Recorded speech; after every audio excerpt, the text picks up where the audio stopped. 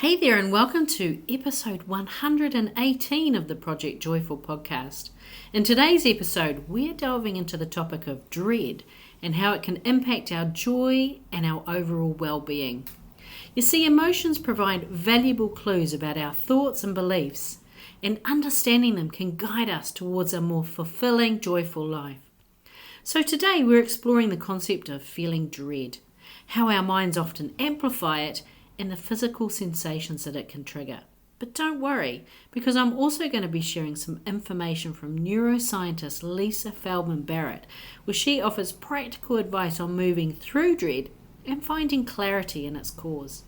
Join me as we journey towards a life filled with more love, more laughter, and more joy. Let's get started, shall we?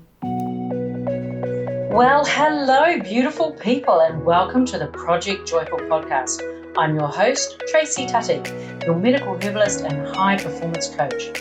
So hey, Project Joyful isn't just about being happy. It's about consciously creating a life you love. It's about remembering how to reconnect with your soul-centered joy. You know, that joy that comes from doing what you love, from living on purpose, and from being in a life that allows you to experience deep joy moment by moment. So hey, let's get started, shall we? Our emotions are exceptionally helpful when it comes to signposting the way. The reason for this is that they provide clues on what we're thinking and believing about ourselves and about others and about situations or circumstances. It's not a reductionist view of experiencing more of these emotions, the ones you've decided are good, whatever good means, and to avoid emotions that are uncomfortable or deemed bad, because all emotions are valid. Emotions provide us with insight into what we have made something mean. That's why it's not as simple as that feels uncomfortable, therefore I'm going to avoid doing that thing, because sometimes that thing is exactly the thing that would benefit you most. There are some emotions where the attention we give them really does matter.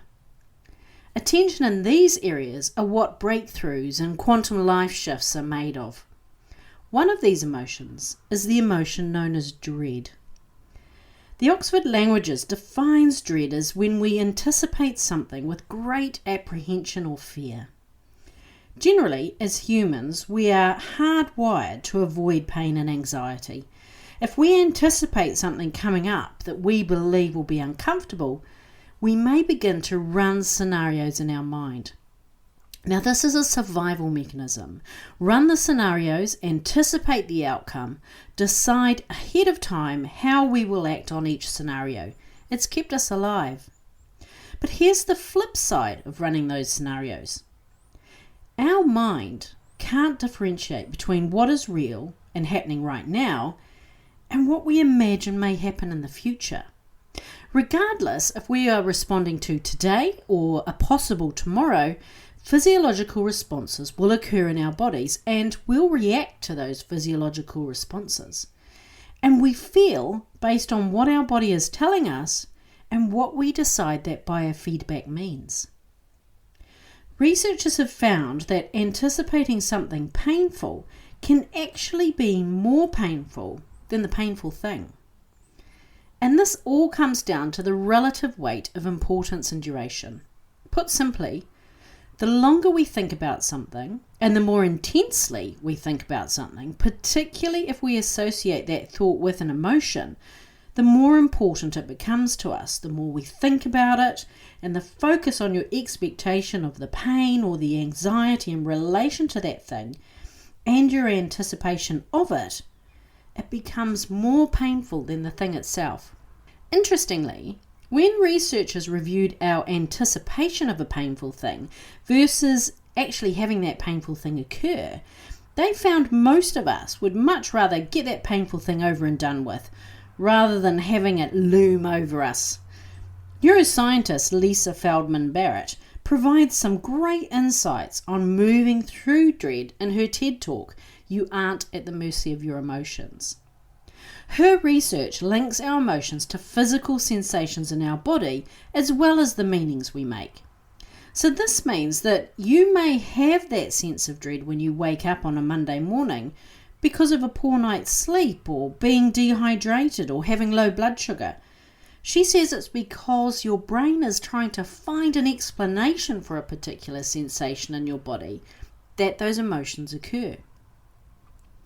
So the first question Lisa Feldman Barrett suggests you ask yourself is, could this feeling have a purely physical cause? If the answer is yes, take care of your body. Drink some water, take a few deep belly breaths, a gentle stretch, or a light breakfast. If the answer is that it's not related to a physical sensation, spend some time getting really clear on the cause of that emotion. What are you expecting to happen? How do you know that will happen? Remember, you are constantly learning, evolving, and adapting.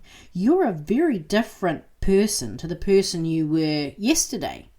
You've had a whole additional day to collect data, make meanings from that data, and a whole night to process what those meanings might mean and how best to categorize them.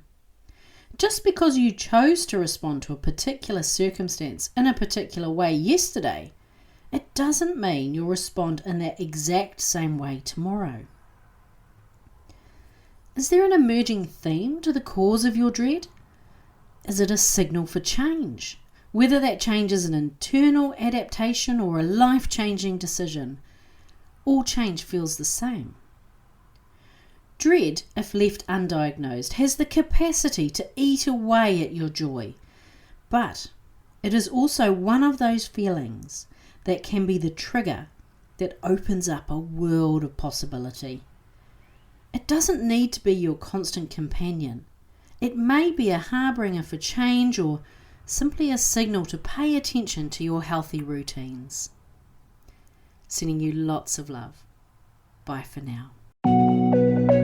Hey, thanks for listening to today's podcast. Can I ask you a favour? If our conversation spoke to you today, could you please take a moment to leave a 5-star review? Your review will help people discover this podcast, and together we can create a world where there's even more love and more laughter. And if you want to hear more from the Project Joyful podcast, just click the subscribe button. Bye for now.